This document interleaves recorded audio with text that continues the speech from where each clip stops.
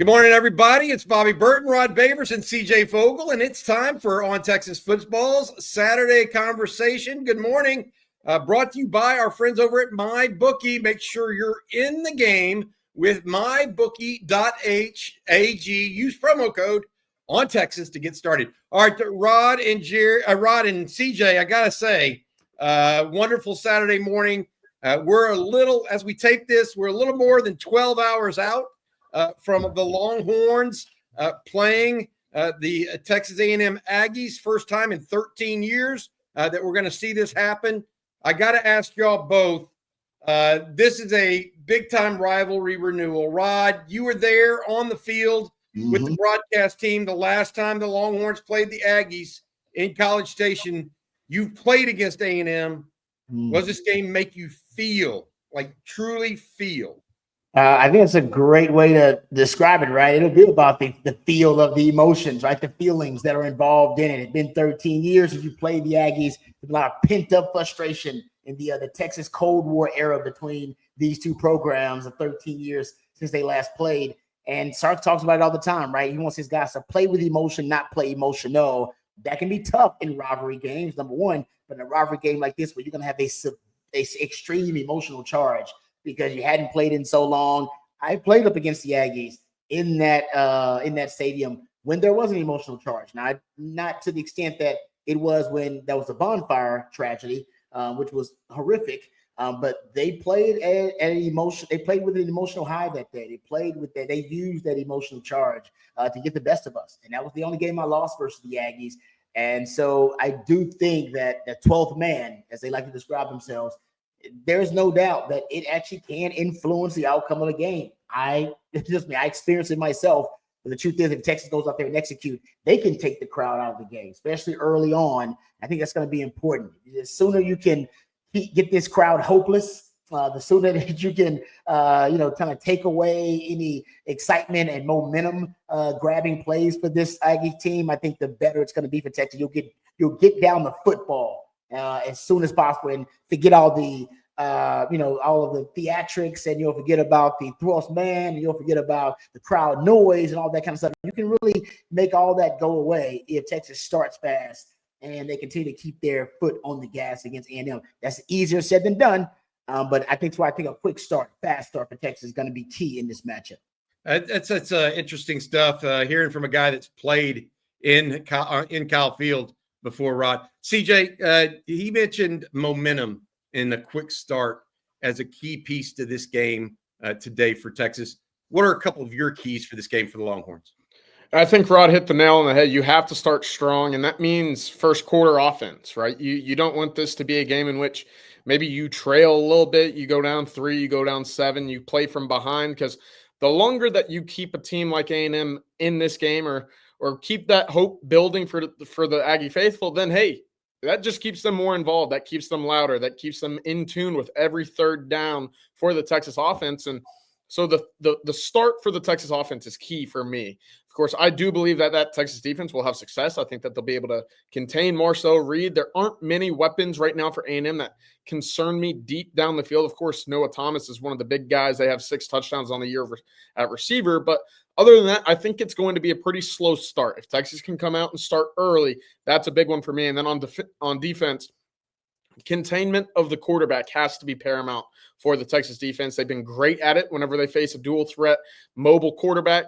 But with Reed, who's in my eyes maybe a bit shiftier than anyone Texas has played this year, it's going to be up to Trey Moore, Barron Sorrell, Colin Simmons, Ethan Burke.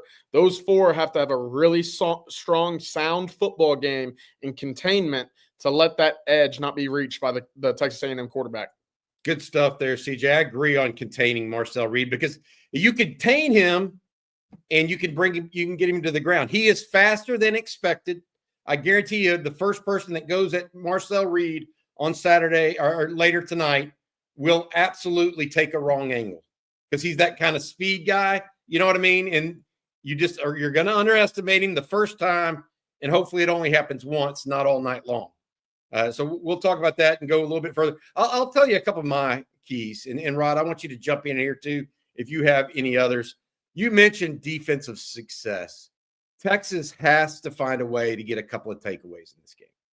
Marcel Reed has thrown 3 interceptions, one each of his last 3 games, after being very cautious with the ball his first couple of starts, his first few starts.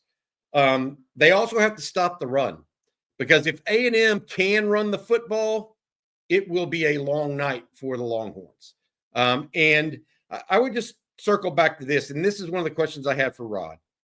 Rod, this is Colin Klein's offense, correct? Same guy that was at Kansas State a year ago.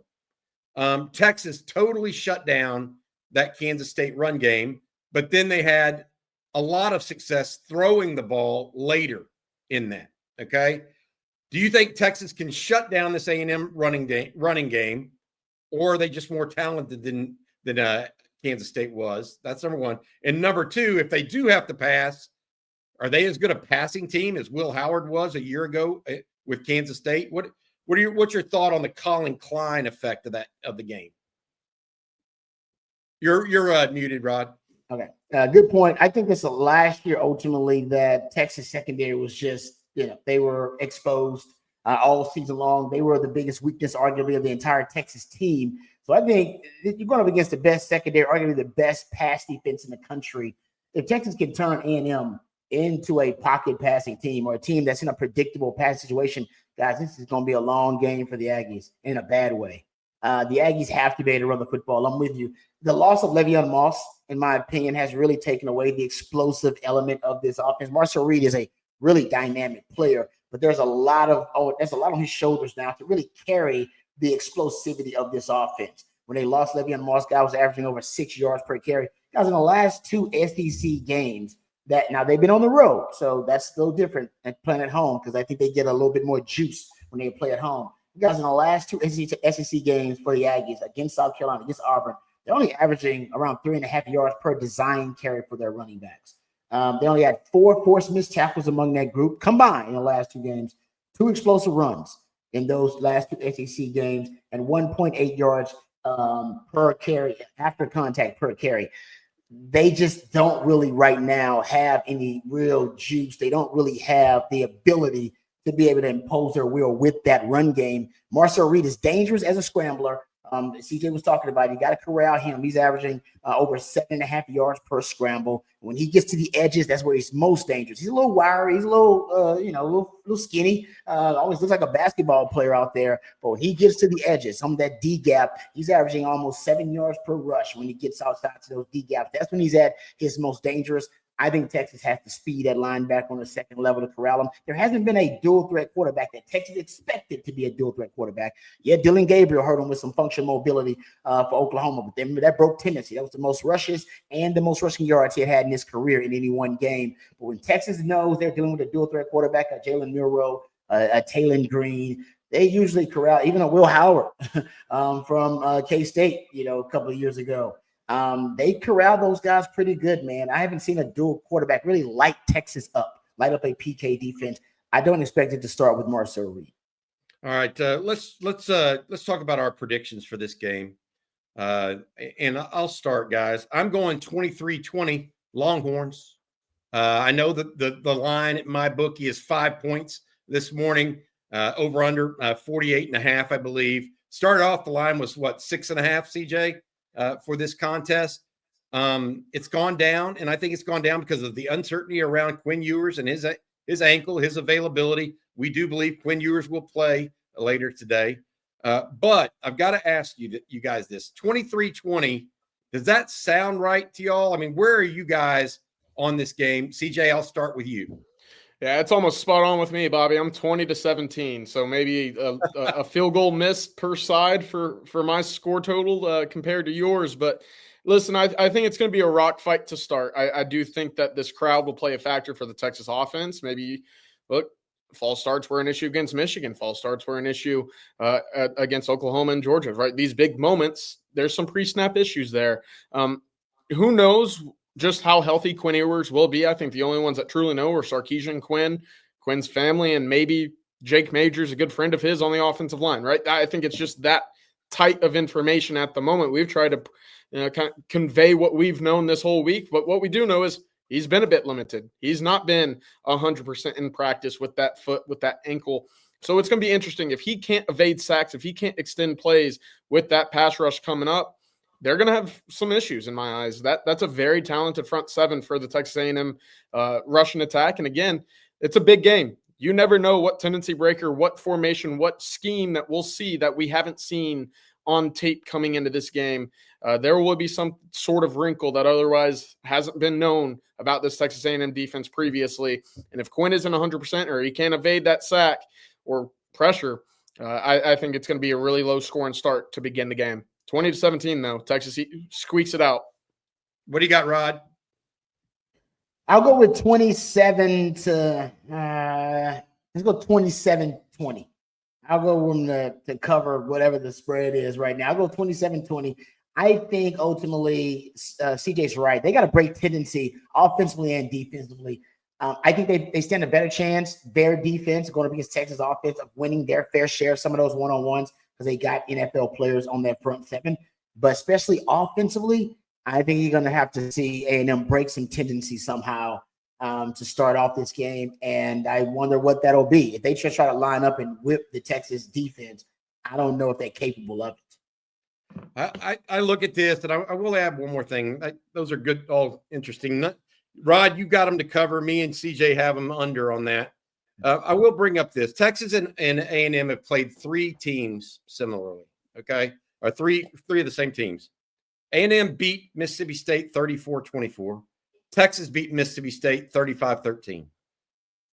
A&M beat Arkansas in the Jerry World 21-17.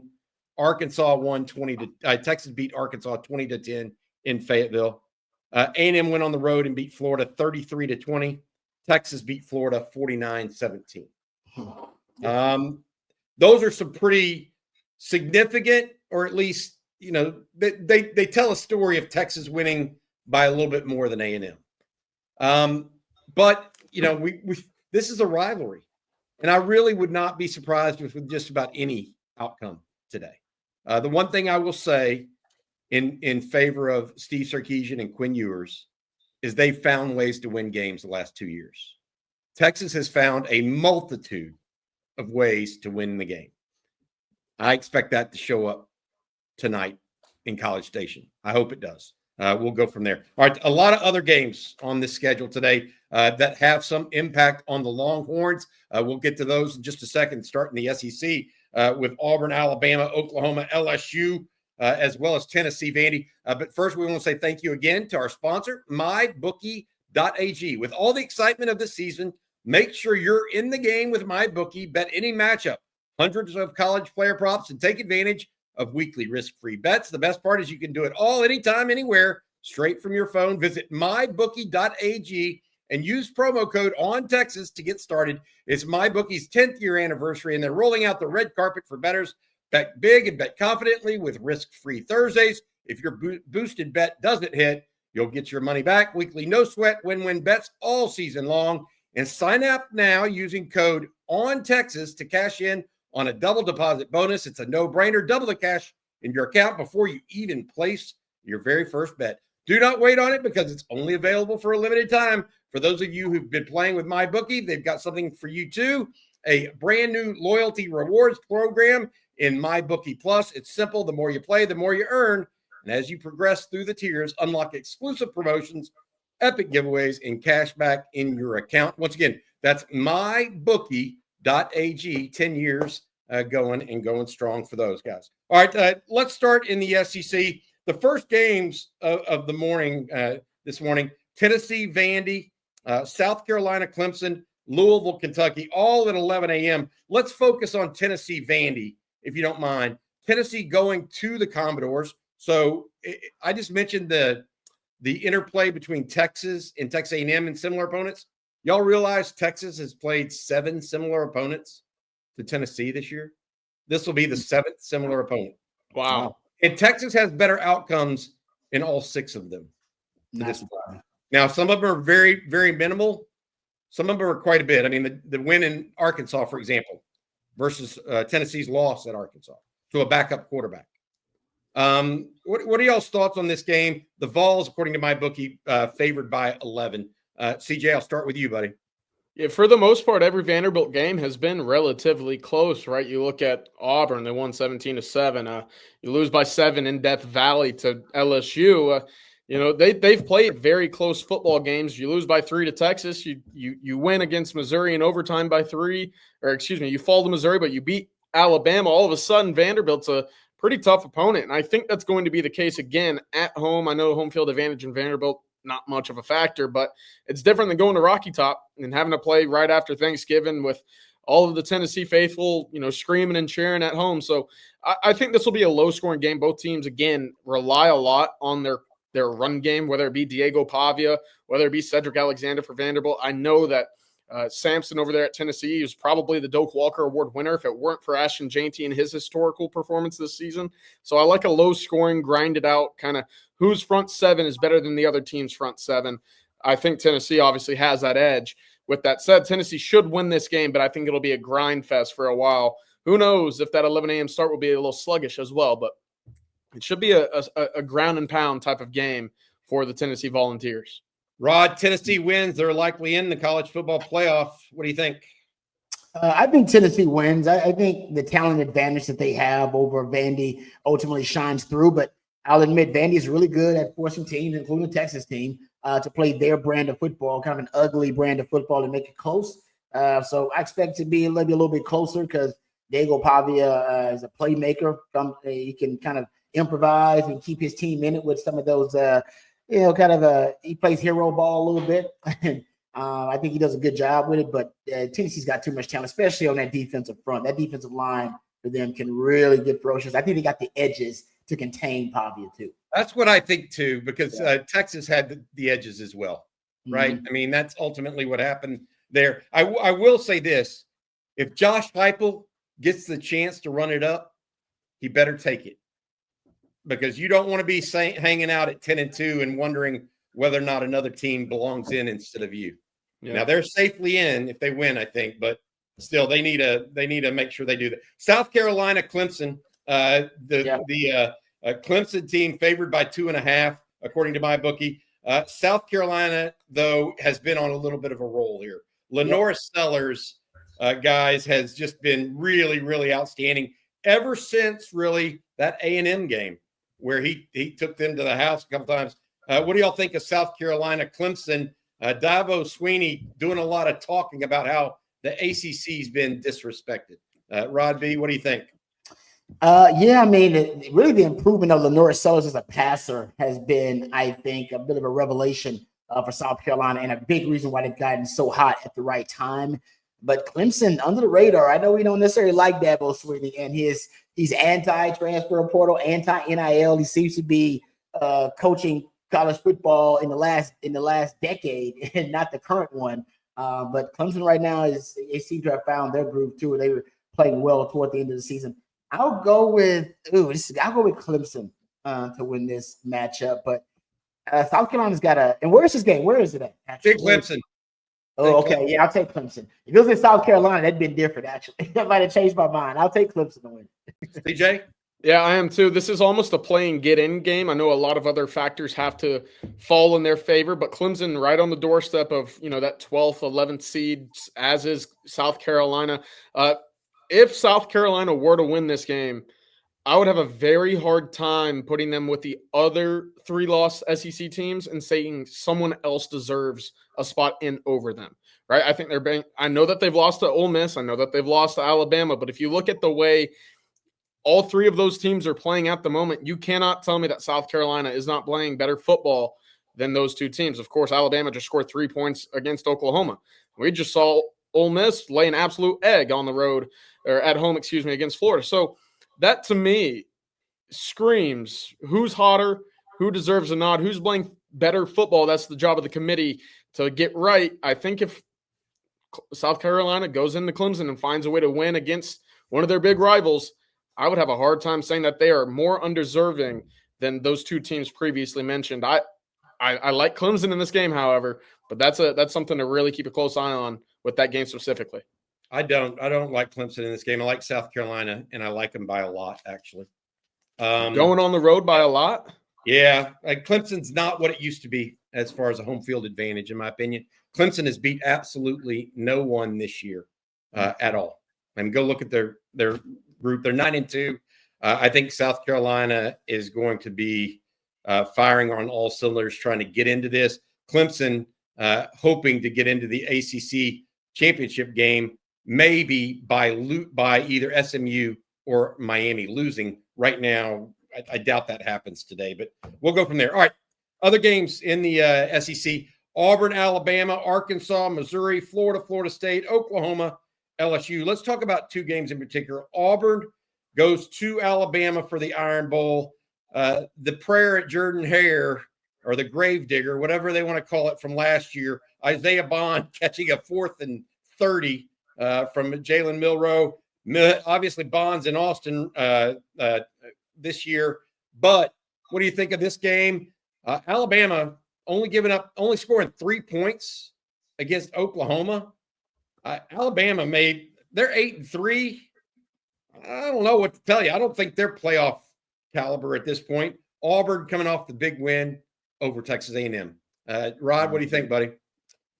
Yeah, this is a tough one, actually, because Alabama, I was shocked that Alabama got just mollywopped by Oklahoma. Now, Oklahoma's defense is legit. That's a good defense. We all know that. But still, I did not expect a no-show out of Alabama like that. Alabama's so inconsistent this year. I really don't know what I'm going to get. I want to lean Alabama here because Jalen Milroe, I think they're going to bounce back. There's a huge bounce back factor with Kellen DeBoer. Doesn't lose very often. So I imagine you'll get that. But toward the end of the season, I wonder if Auburn now, just because they got so much more to play for potentially, maybe they thinking, hey, we're trying to make a bowl. We made a bowl game. I believe last game they might have been bowl eligible because of that win. I don't know. I think they might be playing with a little bit more momentum. I'm going to take Alabama, but reluctantly. I think they have better players, and I think they got a better coach. But it's a rivalry game, man. It could go either way. What about you, CJ? Yeah, we've kind of gotten to the point now with Jalen Milroe where he looks like the best player in the country, or it looks like he shouldn't belong on a Division I field, and that's not what you want going into a big rivalry game. I know that it's at home. I know that, look, that's going to be a game in which, for Kalen DeBoer, you probably need to win this game, right? With the way that this season is kind of falling apart the second half of the season. But more than anything, I think this game is huge for recruiting implications. Of course, both teams sitting top 5 in the country with their 2025 recruiting class. It's a week till signing day. Both have a path and a way to get to the number 1 or number 2 overall class in the country. So it'll be interesting if there's any actual fallout from this game. If Auburn goes on the road and shows that they can hang around with Alabama, hey, that's a real legit shot that they shock some folks and pull some guys across the finish line right before signing day. I think Jalen Milroe will show up at home just as he did last year in that prayer from Jordan-Hare that you referenced, Bobby. I think that he will show up in this game. But my goodness, did that offense look just absolutely anemic last week against Oklahoma. And I do think Auburn has some guys up front that they can rely on to make this game much tighter. Still, Alabama, I think rolls in this one. Alabama 10.5-point favorites. And by the way, Rod, Auburn is only 5-6. So they are a bowl game. Yeah. They're playing for a bowl game. Yeah. And I don't know if Auburn's going to win, but I'm gonna say they at least cover. I'm close to picking them an outright win. I really believe that. Arkansas, Mizzou favored by just 3, and that game's in Columbia, Missouri. Would be a big game for Sam Pittman. I'm afraid if he doesn't win this one, he's not back, guys. I'll put it that way. I think he may be coaching for his job.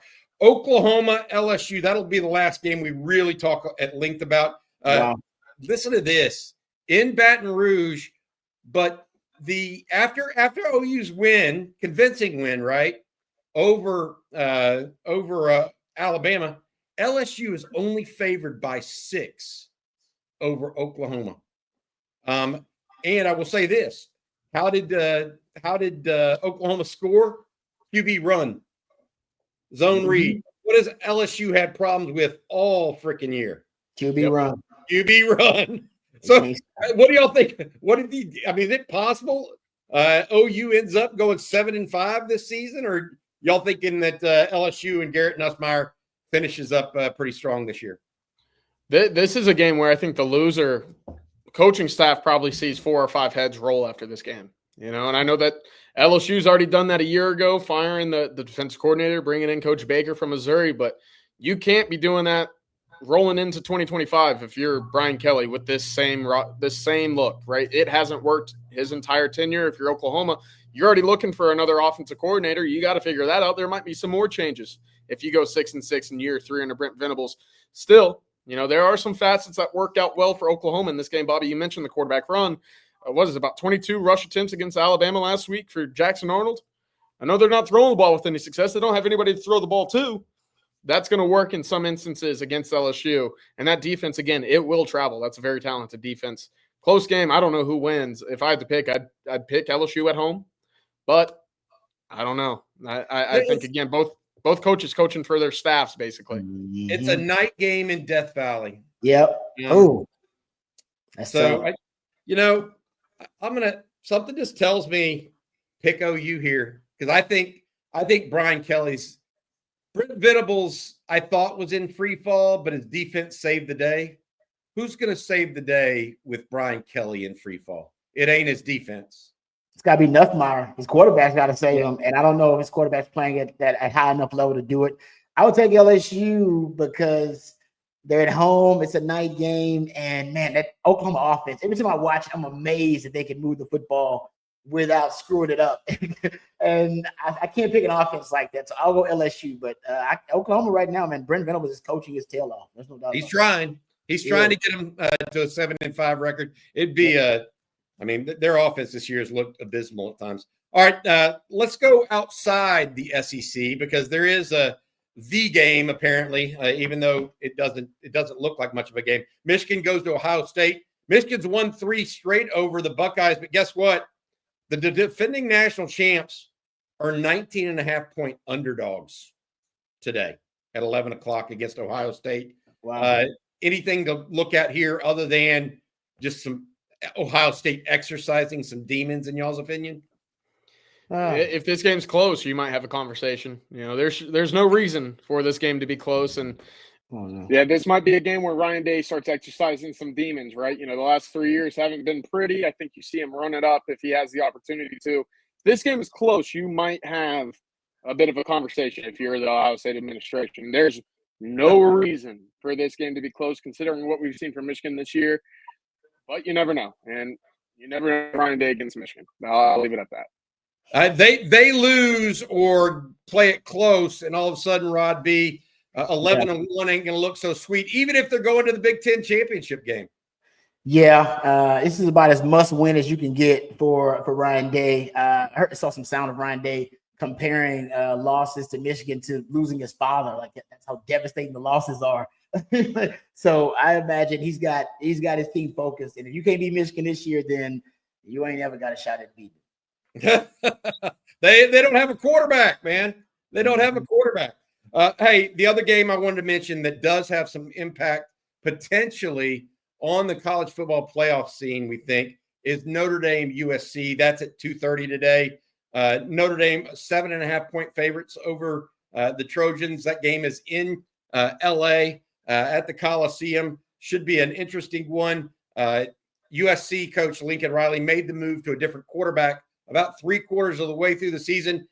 All Notre Dame has done with a very weak schedule outside of the A&M game early, they've gone 10-1 now, and they're rolling opponents right now. Do y'all expect the same sort of outcome later today against the Trojans? CJ? Too many questions with this Lincoln Riley offense, and I don't know if that's ever been really the instance or the conversation this late in the year.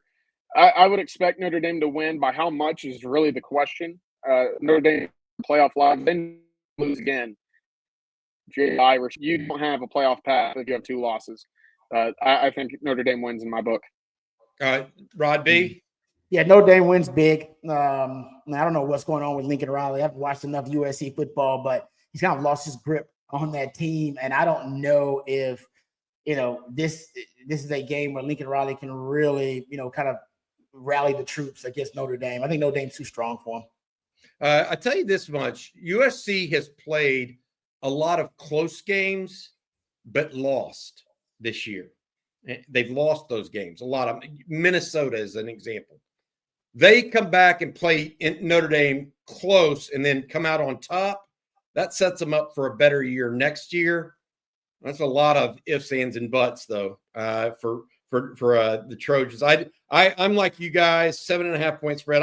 I'm going Notre Dame to win, but I wouldn't touch this game with a 10-foot pole as far as gambling is concerned. A couple other games. Washington goes to Oregon. Oregon favored by 18.5, but don't forget Oregon last week won a squeaker over a Wisconsin team that just isn't very good. Oregon could be having a late season swoon or just getting it a little over the top right now and not really sticking to what they were early in the season as teams get used to that offense. And then Arizona State. Arizona State wins. They're in the Big 12 championship game, guys. So we'll see how that comes out as well. All right. Y'all have anything final y'all want to say before we get going here on this edition of Saturday Conversation? Again, Texas Longhorns take the field later tonight against the Texas A&M Aggies. Rod B., you have anything? Nothing but beat the Aggies, baby. Beat the Aggies. That's all that matters. Who cares how it looks? CJ, what about you? I'm just glad this game is back. This is the first time I've really been able to truly understand and enjoy what's been going on in the rivalry and to get it off of timelines and on the gridiron. I've said it all week. It's awesome. I think it's great for the sport, great for the state. And this is truly one of the best rivalries in all the country. And I hope the world gets to recognize that after tonight. Well, I think that we talked about it earlier this week. It is the game of the weekend, right? The one that's everybody's going to be watching. And not only is it prime time, but, Michigan doesn't look very good. So that's a big rivalry game that doesn't look very, very good. Auburn is 5-6. Alabama's 8-3. That's usually a big game. Is that really a big game tonight or this afternoon? I'm not so sure. Florida State, that game's happening. Florida State's 2-9 right now. That doesn't have the big rivalry aspect to it or national impact. So that's why Texas is on national TV later tonight. All right, let's go Longhorns. Let's see it to CJ and Rod. Thank y'all for doing this Saturday Conversation. Thanks again to mybookie.ag as well. For Rod and CJ, guys, hook 'em horns. Hook 'em horns.